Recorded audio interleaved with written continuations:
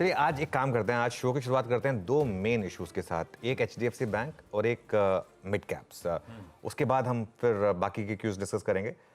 मैं HDFC bank के साथ शुरुआत कर देता हूं, लेकिन पहले एचडीएफसी बैंक, अब देखिए ये जैसे कहते हैं एक ऐसा स्टॉक जो अब लिटरली रुला रहा है लोगों को। और हैंड ऑन हार्ट आशीष, इतना गिर जाएगा ये नहीं सोचा था। गिरेगा स्टॉक, ये हमारी बात हुई थी कि स्टॉक गिरेगा, इससे थोड़ा दूर रहें, लेकिन कल इसने 52 वीक लो ब्रीच कर दिया। कल एचडीएफसी बैंक ने एक 52 वीक लो हिट किया, जो एक मतलब अपने आप में एक ऐतिहासिक दिन है कि बाजार का सबसे बड़ा स्टॉक वेट के हिसाब से 52 वीक लो पर।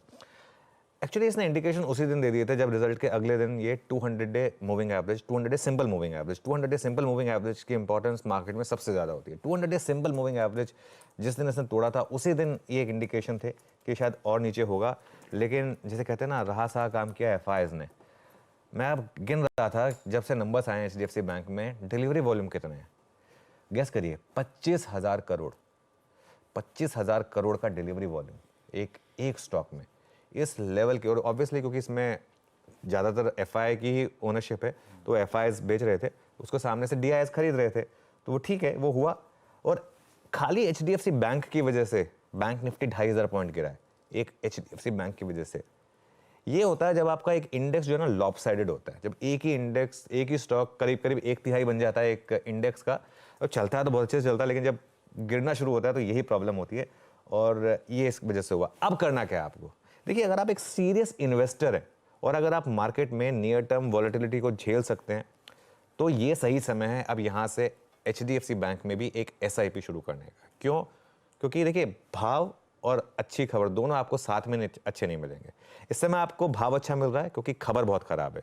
जब तक खबर अच्छी आएगी तब तक भाव यहाँ से निकल चुका होगा। इन्फोसिस में क्या हुआ था? इन्फोसिस में बॉटम कब बना था? जब सबसे खराब नंबर्स आए थे, तब बॉटम बना था।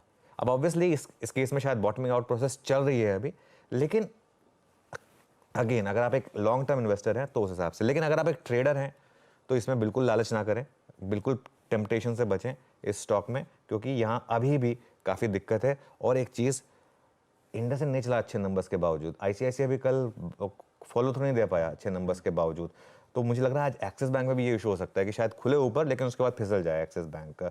और आप बैंक निफ्टी, वो जो हमारा एक टारगेट था 44,500 का, 44,666, 200 डे मूविंग एवरेज है, मुझे लग रहा है एक बार के लिए तो 44,666 बैंक निफ्टी टेस्ट करेगा। उसके बाद देखते हैं कि कहां पर जाके मार्केट टिकता है। सरदर्द, पिछले हफ्ते से सरदर्द बना हुआ एचडीएफसी बैंक, सारे समीकरण लगातार बिगाड़ता हुआ। पर आपने दो इंपॉर्टेंट टॉपिक छेड़े थे, एचडीएफसी बैंक और साथ साथ वो मिड कैप्स। कल का एडवांस डिक्लाइन प्लीज स्क्रीन पर रखिएगा, 1:6 एक चढ़ रहा था तो 6 स्टॉक्स दबाव में थे। और वायदा में ही अगर वो लिस्ट देखते तो सारे मोमेंटम वाले, वो आईआरसीटीसी, वो बीएचईएल, और लिस्ट ऐसे ही थी जिनकी तगड़ी पिटाई कल हो रही थी। क्या हो कह रहा है मिड कैप्स में? मिड कैप में क्या हो रहा है मैं बताता हूं। देखो क्या होता है ना आशीष, जब आपका मार्केट व्यू सिर्फ इस चीज पे डिपेंडेंट हो जाए कि पैसा बहुत आ रहा है मार्केट में, स्टॉक चलेंगे। मिड कैप की रैली क्यों हो रही है? हैंड ऑन हार्ट बताइए, इस समय मिड कैप की रैली जो चल रही है वो क्यों चल रही है? सब लोग कह रहे हैं, हमारे यहाँ सारे मार्केट गुरु, बड़े से बड़े मार्केट गुरु आके कह रहे हैं पिछले 6 महीने से कि मिड कैप में रुक जाइए, थम जाइए। कल रामदेव जी ने भी आपको सरयू नदी से कहा था कि बहुत ज्यादा मिड कैप स्मॉल कैप चल चुके हैं। क्यों क्यों क्यों? क्योंकि पैसा, सिर्फ पैसा, सिर्फ पैसा। पैसे की पावर भाई साहब बियॉन्ड अ पॉइंट ना कहीं आके रुकती है, ठीक है ना? मतलब ये फिल्मी डायलॉग नहीं है, लेकिन कहीं ना कहीं आके रुकती है। और बहुत सारे स्टॉक्स ने कॉशन लेवल को क्रॉस किया है, एक तरफा रैली हुई है। सबका सिर्फ एक वो था, बहुत पैसा आ रहा है, कहाँ जाएगा? मिड कैप में आएगा। कहाँ जाएगा? मिड कैप में आएगा। ऐसे नहीं होता है। और मैं एक चीज़ बताऊँ आपको आशीष, एक चीज़ आपको याद होगी, मैंने एक स्टॉक डिस्कस किया था इस करेक्शन से पहले, एक एग्जाम्पल के तौर पर मैंने प्रेवेक की बात की थी। मैंने प्रेवेक का चार्ट दिखाया, तो मैंने दिखाया था कि किस तरीके की प्रेवेक में रैली हुई और क्या वो जस्टिफाइड थी। आधी दुनिया को तो पता भी नहीं था जिन्होंने स्टॉक ले लिया था कि प्रेवेक करती क्या है। वो सिर्फ वो सुन के कि अयोध्या कनेक्शन, उन्होंने प्रेवेक लेके प्रेवेक 2 करोड़ की प्रॉफिट वाली कंपनी, वो 200 करोड़ के मतलब मार्केट कैप पे पहुंच गई थी, ठीक है। अब देखिए वहां से प्रेवेक कितना गिरा, 14-15% गिर गया। अब जो एकदम टॉप पे चला गया प्रेवेक में, उसके लिए शायद ये लेवल अगले 2 साल तक ना आए, ये भी पॉसिबल है, और या आए ही ना, ये भी पॉसिबल है, ठीक है ना। तो इसके लिए ये हमेशा पैसे की पावर जो होती है ना, वो जब stocks 100-200 times price to earning पे ट्रेड करने लगे हैं। और मैं आज फिर कह रहा हूँ, ऐसे बहुत प्रवेग्स हैं, और मैं अभी भी कह रहा हूँ आपको, अगर आप कहेंगे ये तो हो चुका है, अब क्या, अब ये कि अगर आपके पास अभी भी ऐसे स्टॉक्स हैं जो सिर्फ पैसे के दम पे चले हैं और 100-200-300 टाइम्स पे ट्रेड कर रहे हैं, प्लीज प्रॉफिट बुक करिए। और एक और चीज, मिड कैप में तो शुरुआत हुई है सेलिंग की, अभी हुआ कहाँ, अभी पैनिक सेलिंग तो आई नहीं है अभी। एक बार जब आनी शुरू होती है ना पैनिक सेलिंग इनमें, मिड कैप्स और स्मॉल कैप में, फिर ये स्टॉक्स जो है ना काफ़ी टाइम तक पानी नहीं मांगते। देखिए, मैं डरा नहीं रहा हूँ, मैं सिर्फ एक चीज़ कह रहा हूँ कि अगर आपने बहुत पैसा बनाया है तो प्लीज़ उसको बचा के रखिए। एक एग्जाम्पल और दे रहा हूँ मैं, IRFC का चार्ट लेकर आइए। IRFC का एक तो कल का चार्ट और एक इसका 1 साल का चार्ट। आप में से कितने लोगों को पता है कि IRFC का कितना मार्केट कैप हो गया और कितना प्राइस टू बुक हो गया? ये 1 साल का चार्ट है, 395%, ठीक है ना। 23-24 रुपए पे हमने डिस्कस किया था। मेरे ख्याल से इसमें कुल मिला के 32 एम्प्लॉई हैं जो एक ही कमरे में मतलब बैठते हैं वहाँ पर कहीं पर दिल्ली में कहीं पर एक जगह पर, ठीक है ना। क्या लोगों ने इस चीज़ को जानने की कोशिश की है कि क्या वाकई में ये डिजर्व करता है इस मार्केट कैप पे ट्रेड करने का, या सिर्फ पैसा चेज कर रहा है तो इसके लिए, ठीक है। और क्या होता है मार्केट में, लार्ज कैप में इस तरह से करेक्शन स्टार्ट होता है और एक बार पैनिक स्टार्ट होता है, फिर उसके बाद वो स्टैम्पिड बन जाता है। उसके बाद हर कोई सोचता है कि पहले मैं बेचूं। ये रीज़न हो जाता है। इसके लिए मैं कह रहा हूँ कि थोड़ा सा संभल कर चले। हो सकता है कि वापस मिड कैप में रैली आ जाए, लेकिन मैं तो अभी भी कह रहा हूँ कि मुझे तो मिड कैप में यहाँ से अच्छी खासी करेक्शन दिखती है, और वो करेक्शन हो जाए उसके बाद मार्केट आपको अच्छे लेवल देगा। कैश संभाल के रखिए, अपना कैश संभाल के रखिए। मार्केट में अच्छे लेवल्स आएंगे बाय करने के, तब बाय करिएगा। ब्यूटीफुल। ये है भाई साहब वो मिड कैप का पे। खैर, अब आते हैं आज के सेशन की अप्रोच पे। पहले दिखाइएगा वेडनेसडे के दिन के गिफ्ट निफ्टी के संकेत। ध्यान रखिएगा, आज कोई वीकली एक्सपायरी शेड्यूल नहीं है। अब सब कल का इंतजार करिए, आज पेनल्टीमेट सेशन है, कल मंथली एक्सपायरी की हमें करनी है तैयारी, और कल होगा। आज ट्रेडर्स कैसे काम करेंगे? आज तो उनके आज कल की होप आज तो उनकी उंगलियां थोड़ा सा वो किस करेंगी, हाँ, कि क्या करें आज। तो ऐसे में गिफ्ट निफ्टी के संकेत हैं 60-70 पॉइंट के हल्के हरे निशान के साथ शुरुआत होने के। पर जितना अच्छा दिख रहा था कल सुबह का मूड माहौल, जैसे एशिया कल सब रिजॉइस कर रहा था, यूएस से हैंडओवर बढ़िया था, आज थोड़ा सा मिला जुला सब कुछ समीकरण है। हम ठीक दिख रहे हैं, लेकिन देखिए एशिया, और ऐसे ही दिखाइए प्लीज कल का यूएस। डाउ दबाव में, S&P नैस्डैक हल्के हल्के हरे में। तो दरअसल हमारे लिए संकेत हैं कैसे, मूड बॉल है कैसा, पहले उसको समझ लेते हैं, फिर आज के सेशन के अप्रोच पे आएंगे। गुड मॉर्निंग भाई साहब, कैसा लग रहा है? देखिए, अमेरिका के बाज़ारों को आप देखेंगे तो वहाँ वैसी चिंता नहीं है, ब्रॉडर मार्केट में तेज़ी है, और एग्जैक्टली रिजल्ट पर रिएक्शन हो रहा है वहाँ पे। जिसके रिजल्ट जैसे आ रहे हैं वैसे ही मार्केट उसको रिवार्ड कर रहा है। कल 3M के नतीजे कमज़ोर आए, ख़राब आए, तो डाउ पे उसका इम्पैक्ट दिखा, लेकिन बाकी नतीजे अच्छे आ रहे हैं, तो इसलिए आपको बाकी इंडेक्स में तेज़ी दिख रही है। और वहाँ तो रिकॉर्ड पे हाई लग रहे हैं, अपने आप भले ही कमज़ोरी है, बट वहाँ आपके S&P या नैस्डैक में हाइस पे हाई लग रहे हैं डेली। तो वहाँ का सीन ये है कि रिज़ल्ट पर रिएक्शन, और जो एक होप बिल्ट हुई थी कि बहुत जल्दी रेट कट हो जाएगा, वो बहुत जल्दी उन्होंने अपने आप को करेक्ट कर लिया है। अब वो होश में ट्रेड कर रहे हैं। उन्होंने मान लिया कि मार्च में ऐसा कुछ नहीं होने वाला है, अब देखा जाएगा जून में कहीं पे होगा। और चूंकि इसी हफ्ते के अंत तक, या 31 हफ्ते के अंत तक नहीं, 30-31 को फेड की बैठक है, इस हफ्ते GDP का नंबर भी आना है, PC इंडेक्स का नंबर भी आना है, तो इन सारे नंबरों के मद्देनजर मार्केट वहाँ का बहुत कॉशियस मोड पे है, लेकिन डेली हाई बना रहा है। तो कहने का मतलब ये कि बहुत संभल कर मार्केट चल रहा है और नतीजों पर रिएक्शन दे रहा है। जैसा कि हमने बहुत पहले कहा था कि इस क्वार्टर के रिजल्ट US मार्केट की दिशा तय कर देंगे, और एग्जैक्टली वैसे ही हो रहा है। तो अब तक जो रिजल्ट्स आए हैं उसमें S&P के ज़्यादातर नंबर या तो मिक्स्ड हैं या बेटर हैं। अभी तक किसी ने बहुत ख़राब गाइडेंस नहीं दिया एक्सेप्ट 3M के। यूनाइटेड एयरलाइंस ने Q1 का गाइडेंस बहुत ख़राब दिया, क्योंकि बहुत सारे बोइंग नीचे आ गए हैं, ज़मीन पे ग्राउंडेड है, लेकिन पूरे साल का गाइडेंस उनका अच्छा है। तो मार्केट वैसे रिएक्शन दे रहा है। लेकिन मुझे लगता है US मार्केट के क्यूज़ को अगर आप एक लाइन में पढ़ना चाहें तो अच्छे क्यूज़ है, वहाँ से कोई कंप्लेंट नहीं आ रही है। बॉन्ड यील्ड थोड़ी ऊपर गई है, उसके बावजूद मार्केट वहाँ पर रेजिलियंट है, कोई प्रॉब्लम नहीं आ रही। हाँ, इंडेक्स लेवल पर हम लोग सुबह चर्चा कर रहे थे, वो भी फॉरवर्ड लुकिंग में 19 के मल्टीपल पर चला गया, जो 10 साल के एवरेज से ज़्यादा है। तो आगे जाते हुए कुछ भी हो सकता है, लेकिन फिलहाल ऐसे संकेत लग नहीं रहे कि US मार्केट कोई बड़े करेक्शन की उम्मीद है। तो सब ठीक ही है, ऐसे yes, दिक्कत वाली बात है। और देखते हैं इस महीने के एंड में क्या होगा स्टेटस को। है ना, इससे ज्यादा ये क्या हो बदल सकता है देंगे? जो ये इतना हवा भरी थी ना कि मार्च में इस पे वो हवा तो फुस होनी शुरू हो गई है। कमेंटमेंट कर अब दें फुटबॉल कि खेलने रह नहीं गई है। ठीक है, बाकी कोई दिक्कत नहीं तो है। इक्विटी से रिलेटेड कोई इशू नहीं है, बढ़िया हैंडओवर ही है। और यूएस में डाउ अगर हल्का दबाव में था तो किसी रिजल्ट स्पेसिफिक रिएक्शन ज्यादा था अदर देन उसको एक ट्रेंड के तौर पे भापे, तो वहां पे इंडिविजुअल स्टॉक्स में मोमेंटम जस का तस इंटैक्ट, डिसेंट हैंडओवर हमें ग्लोब से मिलता हुआ। अब आइए आज के पहले ट्रेड सेटअप पे। कुछ एक्सेसेस की बात बार बार हो रही थी इस प्लेटफॉर्म पे, चीख चीख के, वो हाईज और लोज एक्सचेंजेस स्टॉक बीएसई पर, वो धड़ल्ले से सारे के सारे एफएनओ कर्व में जो स्टॉक घुटते ही चले जा रहे थे। आई एम श्योर कल कुछ हद तक एक्सेसेस वाइप आउट हुए होंगे। मिसाल के तौर पे 6 स्टॉक तो वायदा कब से बाहर आ गए एक ही दिन में। सेटअप है कैसा, समीकरण बैठ कैसे रहे? देखिए सेटअप का ऐसा है कि नंबर्स में आपको कुछ ऐसा दिखाई नहीं देगा जिससे लगेगा कि इतनी सेलिंग हो गई मार्केट में।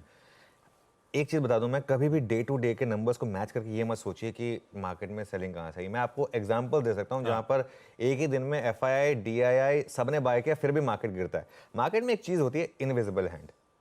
अब वो इनविजिबल हैंड किसका होता है यू नेवर नो, ठीक है। बहुत लोग डिस्कस करते हैं किसका था वो, हमें नहीं पता वो मतलब कौन जब है। वो पूछते हैं एफआईडीआई दोनों खरीदे, बेचा किसने, हाँ तो कई इनविजिबल हैंड है। हाँ इनविजिबल हैंड है वो। और वो इनविजिबल हैंड वैसे कई बार एक्टिव हो जाता है और खास तौर से इलेक्शन के आसपास बहुत ज़्यादा वो एक्टिव होता है, ठीक है। तो क्या होता है कि ये मार्केट में ना आपको थोड़ा सा इन चीज़ों को, हम डे टू डे सेटअप की बात करते हैं ज़रूर है, कुछ मार्केट सेटअप से अलग होती हैं, कुछ मार्केट लेवल बेस्ड होती हैं। हम रोज लेवल बेस्ड मार्केट की बात करते हैं, ये वाली मार्केट लेवल बेस्ड नहीं है, ये वाली मार्केट ट्रेंड बेस्ड है। लेवल बेस्ड ट्रेडिंग में ये सब चीज़ें काम करती हैं, कहाँ पुट राइटिंग हुई, कहाँ कॉल राइटिंग हुई, कहाँ पर एफआई शॉर्ट है, कहाँ पर एफआई लॉन्ग है। ट्रेंड बेस्ड मार्केट में ये कुछ काम नहीं करता, लेकिन फिर भी मैं आपको बता देता हूँ कि नंबर्स क्या हैं, ठीक है। उसके बाद जब मैं स्ट्रेटजी पे आऊँगा ना पूरा, उसके बाद उसको आपको अच्छे से समझाऊंगा। नंबर्स के हिसाब से एफआई ने कोई 3,000 करोड़ बेचा, जिसमें से काफ़ी कुछ तो ऑब्वियसली हम बार बार एज्यूम कर रहे हैं कि एचडीएफसी बैंक में आ रही है सेलिंग। डीआईएसओ के सामने 200 करोड़ खरीदा। इंडेक्स फ्यूचर स्टॉक फ्यूचर में दोनों में एफआई ने खरीदा है। कल इंडेक्स फ्यूचर्स में 200 करोड़ के करीब की बाइंग हुई है, 186 करोड़ की। स्टॉक फ्यूचर्स में 650 करोड़ की बाइंग हुई है। बैंक निफ्टी फ्यूचर में कल 350 करोड़ की बाइंग हुई है। उसके बाद बैंक निफ्टी गिरा इस तरीके से, ठीक है ना। तो क्या होता है ना, कई बार ये नंबर्स की सिग्निफिकेंस होती नहीं है, सिग्निफिकेंस होती है स्क्रीन की। मैं तो हमेशा एक चीज बोलता हूं कि मेरे लिए तो स्क्रीन सबसे इंपॉर्टेंट है। स्क्रीन देख के समझ में आ जाता है कि कुछ मार्केट में गड़बड़ है या नहीं है। कल भी हमारी क्या बात हुई थी कि आज की अगर गैप अप में सेलिंग आ गई तो मार्केट के लिए बहुत बड़ा नेगेटिव होगा। एक व्यू ये बन सकता है कि शायद अगर 21,285 रुक जाए तो रुक गई करेक्शन, नहीं रुका तो फिर बहुत बड़ी करेक्शन आ सकती है मार्केट में। कल जिस तरीके से गैप अप पे रुके ही नहीं आप, वो क्लियर हो गया था मार्केट में। अगर आपकी अप्रोच हो कि मेरे को सेलिंग में ही पैसा बनाना है ना, कल बहुत पैसा बना था, कल बहुत पैसा बना था सेलिंग में। मार्केट में एफएनओ किस लिए है? दोनों तरफ से काम करने के लिए ना, हेज करने के लिए भी है, सेल करने के लिए भी है, वो आना चाहिए बेसिकली। इंडेक्स फ्यूचर्स में अभी भी मामला ठीक ठाक ही है। एफआईएस का वो लॉन्ग शॉट जो है, ज़्यादा टाइम नहीं स्पेंड करूँगा, इसका कोई मीनिंग नहीं है। पुट कॉल रेशियो 0.74 पर आ गया। अब क्या है 0.74, नॉर्मली मेरे ख्याल से 0.74 पर हम आज हैं। आज के गैप अप मुझे लग रहा है सेलिंग आएगी, मुझे लग रहा है कल भी सेलिंग आएगी मार्केट में, वो आपको ले जाएगा एकदम एक्सट्रीमली ओवरसोल्ड। उसके बाद बजट आ जाएगा फेब्रुअरी सीरीज में, मुझे लग रहा है कि मार्केट थोड़ी रिकवरी दिखाएगा आपको। जनवरी सीरीज के शुरू में हमने एक चीज डिस्कस की थी कि जनवरी की सीरीज बहुत खराब रहती है मार्केट के लिए, चाहे अप ट्रेंड हो या डाउन ट्रेंड हो, और वॉलेटिलिटी अगर आप नहीं झेल सकते तो दूर रहें। मेरे ख्याल से ये सीरीज एक्सपायर हो जाने दीजिए, उसके बाद आइए।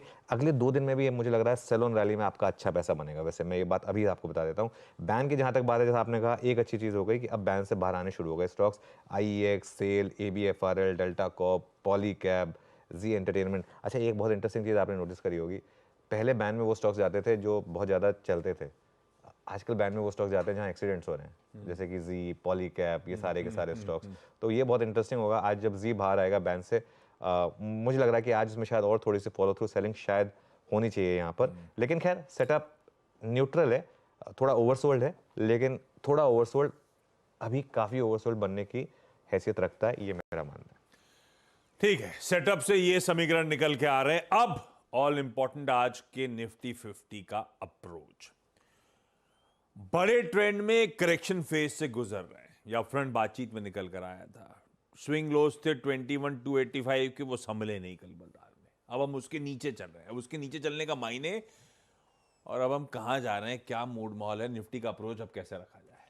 देखिए निफ्टी पर अब नेक्स्ट लेवल टू वॉच। और अगेन मैं फिर बोल रहा हूँ, लेवल सिर्फ मैं बताने के लिए बता रहा हूँ, टेक्सचर मार्केट का खराब है, लेकिन फिर भी बहुत लोग जानते हैं कि अब नेक्स्ट लेवल क्या है, क्योंकि मार्केट वन वे में तो गिरेगा नहीं, बीच बीच में रिकवरी भी आएगी। मुझे लग रहा है 2971 जो कि 50 डे मूविंग एवरेज है, 21,083 जो 50 डे एक्सपोनेंशियल मूविंग एवरेज है। अब ये आपके लिए एक नियर टर्म में एक थोड़ा सा सपोर्ट का काम शायद करेंगे। लेवल आ गया आपकी स्क्रीन पर 2971 50 डीएमए और 21083 50 डे एक्सपोनेंशियल मूविंग एवरेज। लेकिन मार्केट का टेक्सचर बहुत ख़राब है और टेक्सचर सिंपल है, सेल ऑन रैली। अच्छा एक चीज़ तो बता दूं आपको, अगर ये गिफ्ट निफ्टी सही है और अगर आपको 70-80 पॉइंट का गैप अप मिल गया, सीधा पुट खरीद लें, कल वाली, सीधा कल वाली पुट खरीद लें। मैं विदाउट एनी हेजिटेशन बोल रहा हूँ आपको, ये 70-80 पॉइंट ऊपर खुले कल वाली पुट खरीद लें। इनबिल्ट स्टॉप लॉस होगा उसमें आपका, क्योंकि जो भी आप प्रीमियम देंगे वो स्टॉप लॉस होगा और वो उसमें आपको अच्छा पैसा बनेगा, अच्छा पैसा बनेगा, बनना चाहिए, अच्छा पैसा बनेगा तो खैर कभी नहीं कहना चाहिए, अच्छा पैसा बनना चाहिए उसमें। रैली जैसी फेल होगी उसमें और शॉर्ट्स ऐड करना चाहें तो वो भी कर सकते हैं, थोड़े शॉर्ट्स तो जैसे खुलते ही ले लें और थोड़ा जैसी रैली फेल हो वहाँ पर ऐड कर लें, उसके बाद बाकी का काम मार्केट को करने दें, बाकी का काम मार्केट कर लेगा। एक चीज़ बता रहा हूँ मैं, आज मैं डे ट्रेडिंग स्ट्रैटेजी की बजाय एक और चीज़, सिंपल चीज़ बता रहा हूँ आपको। जब भी मार्केट में ट्रेंड के अगेंस्ट गैप हो उसे यूज करना सीखिए। क्या मतलब, अप ट्रेंड में गैप डाउन मिले आंख बंद करके बाय करिए, डाउन ट्रेंड में गैप अप मिले आंख बंद करके सेल करिए। ये सिंपल स्ट्रैटेजी है। गैप अप में अगर ट्रेंड अप में अगर गैप डाउन खरीदना है, ट्रेंड डाउन में गैप अप है बेचना है। बहुत सिंपल स्ट्रैटेजी है ये, इसको यूज करिए। 80% चांसेस हैं आपका पैसा बनेगा, 20% चांस ये है कि आपका थोड़ा सा स्टॉप लॉस हिट होगा या फिर आपका थोड़ा सा पैसा जाएगा। वो ट्रेडिंग का रिस्क आपको लेना पड़ेगा। और एक और चीज़, ये मंथली एक्सपायरी है, मंथली एक्सपायरी नॉर्मली ट्रेंडिंग होती है, तो आज और कल मुझे लग रहा है कि मार्केट में अच्छा खासा सेलिंग प्रेशर आएगा। मिड कैप में तो आज मुझे हैरानी नहीं होगी अगर आज और 1000 पॉइंट मिड कैप इंडेक्स गिर जाए तो। एक बार खुलेगा ऊपर क्योंकि आज सब कुछ ऊपर दिख रहा है, खुलेगा ऊपर लेकिन फिर नीचे हो जाएगा। इस समय रेजिस्टेंस, सपोर्ट, ये सब बातों का कोई मतलब नहीं है, कोई ये लेवल बेस्ड मार्केट है नहीं, ना कोई ये मतलब है कि यहाँ पर इस समय कहाँ पर अग्रेसिव पुट राइटर बैठा है या कॉल राइटर बैठा है, उसकी भी कोई सिग्निफिकेंस नहीं है इस समय मार्केट में इस समय सिग्निफिकेंस है सिर्फ एक चीज़ की कि हर रैली पे सेलिंग आ रही है। जब तक वो नहीं रुकेगी, उसका तरीका क्या है, 2 दिन मार्केट को डे हाई पर बंद होना होगा और 2 दिन मार्केट को इंट्राडे में रैली दिखानी होगी, इंट्राडे में मार्केट को लो से रिकवरी दिखानी होगी और डे हाई पे जाके बंद होना होगा, वो इंपॉर्टेंट है। 2-3 दिन ये हो जाएगा ना, तब मार्केट का टेक्सचर बदलेगा। भाई साहब, ये है पेनल्टिमेट सेशन जो है ऑल इंपॉर्टेंट, कल की मंथली एक्सपायरी से पहले वाला, उसका निफ्टी की रणनीति, निफ्टी का अप्रोच। मिड कैप्स आज भी पिटाई झेल रहे होंगे, खैर एक्सेसेस ठीक हो सिस्टम में, फ्रॉथ हटे वो बेहतर होता है, लेकिन आई एम श्योर इस सुन के आप लोगों में कईयों का ब्रेकफास्ट करने का मूड नहीं करेगा आज, उसको भी पॉजिटिव लीजिए, कभी कभी डाइटिंग करना अच्छा होता है। तो ठीक है, ये निफ्टी का अप्रोच। निफ्टी बैंक ज्यादा इंपॉर्टेंट, जिसने सरदर्द बनाया पिछले हफ्ते वीक ऑन वीक 3.5% का दबाव, उस पर 2.25% कल के ट्रेडिंग सेशन में। एचडीएफसी बैंक पता नहीं कब संभलेगा, उसकी अपफ्रंट चर्चा कर ली हमने, लेकिन निफ्टी बैंक कर क्या रहा है, क्या अप्रोच है, क्या देखना है अब इस पॉकेट में? देखिए बैंक निफ्टी में बहुत सिंपल है, अगर आप शॉर्ट नहीं कर सकते तो दूर रहें। पिछले एक हफ्ते में 10 दिन में अगर आपने बैंक निफ्टी में अग्रेसिव बनने की कोशिश की ना, मार्केट ने आपको बहुत जोर से थप्पड़ मारा है बैंक निफ्टी में, क्योंकि हर लेवल पर आपकी लॉन्ग में पोजीशन में स्क्वायर ऑफ मतलब, और क्या है ना, इसमें स्टॉप लॉस का कोई मतलब है, कोई मतलब ही नहीं है स्टॉप लॉस में। अगर आप इस तरीके से इंडेक्स गिरता है, 3-2,500 पॉइंट इंडेक्स गिरता है, तो क्या स्टॉप लॉस लगाएंगे आप? और एक चीज़, अगर आपने शॉर्ट करना सीखा है मार्केट में तो बड़ा पैसा बना है, बैंक निफ्टी में शॉर्ट में बड़ा पैसा बना है। इसके इंडिकेशंस थे एक हफ्ते पहले से, जब हमने एक बात की थी कि बैंक निफ्टी में, आपको याद होगा हमने जिस दिन एचडीएफसी बैंक के नंबर आए तो एक चीज़ की थी कि 800 पॉइंट नीचे गिरे बैंक निफ्टी तब भी शॉर्ट करके पैसा बनेगा वहाँ पे, क्योंकि कई बार हम लोग ये सोचते हैं कि अब तो इवेंट आ गया, अब क्या फायदा। नहीं, इवेंट आने के बाद ही तो असली पैसा बनता है। इलेक्शन आने के बाद असली पैसा बना अप साइड पर, एचडीएफसी बैंक के नंबर्स के बाद असली पैसा बना डाउन साइड पर। खैर एनीवे, बट अभी इस लेवल में मेरा जो टारगेट है 44,666, 200 डे मूविंग एवरेज, वहाँ मुझे लग रहा है एक बार के लिए मार्केट सपोर्ट लेने की कोशिश करेगा। क्यों? क्योंकि 200 डे मूविंग एवरेज की सिग्निफिकेंस होती है, रेलेवेंस होती है, इसके लिए एक बार वहाँ पर सपोर्ट लेने की कोशिश करेगा। अगर वो टूट गया आशीष और क्लोज हो गया उसके नीचे, तो और 1000 पॉइंट तक की डाउन साइड ओपन हो जाएगी बैंक निफ्टी में। स्ट्रैटेजी वही है सिंपल मेरी, बैंक निफ्टी में जैसे ही रैली फेल हो वहाँ पर बेचने का थोड़ा सा आप एक वो रखें, हौसला रखें। बीच बीच में पावरफुल शॉर्ट कवरिंग रैलीज आएंगे, लेकिन इस चीज़ का ध्यान रखिएगा। ठीक बात, ये हो गई भाई। बहुत इंपॉर्टेंट सेशन हमारे सामने खड़ा हुआ है, देखते हैं किस हद तक आज और पेन झेलना है, क्या थमेंगे, कहाँ थमेंगे। इन सब क्वेरीज का सॉल्यूशन भी आपकी स्क्रीन पर है। कैसे अप्रोच करना है निफ्टी बैंक, उस पर डिटेल में हो गई चर्चा। सीनबी सेवास का मॉर्निंग पैनल भी रेडी हो रहा है, एक एक करके सब जुड़ते चले जा रहे हैं। कुछ ही देर में आज के कुछ बेहतरीन स्टॉक पे बता दें कि मनी कंट्रोल पर दिए गए विचार एक्सपर्ट्स के अपने निजी विचार होते हैं। वेबसाइट या मैनेजमेंट इसके लिए उत्तरदायी नहीं है। यूजर्स को मनी कंट्रोल की सलाह है कि कोई भी निवेश निर्णय लेने से पहले सर्टिफाइड एक्सपर्ट की सलाह लें।